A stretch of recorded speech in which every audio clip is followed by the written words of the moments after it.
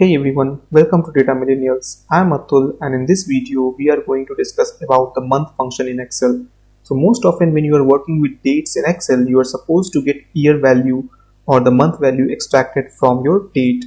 And this month value which you are extracting is the most common or most frequent thing that you will be doing with the date data type. So Excel provides us a month function which extract the month from a given date as a number between 1 to 12, and you can use this month function to extract a month from a given date either into a cell or to feed a month number into another function. So the purpose of this entire month function is to get a number between 1 to 12 from a valid date.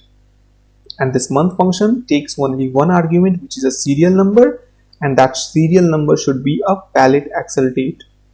So let's go to our example and see how we can use this month function.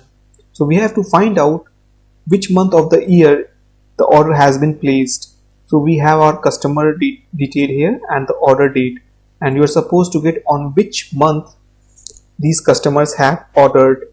What we can do here is that we can put equal to and then we'll put month, and once you have written month and started the bracket, you will get the Excel intelligence saying serial number as an argument. This serial number should be the valid Excel date. So we'll put this argument as the cell B6, which is my order date. Now if I close my bracket and press enter, you will see that you are getting the month.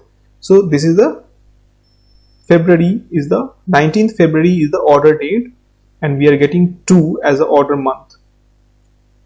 Now let's drag this formula. So for all of these order date, you are getting the exact month here. And this is the purpose of this month function, is to extract the month from a given date. So this is how you can use the month function to extract the month value from the dates that has been supplied to you in your Excel.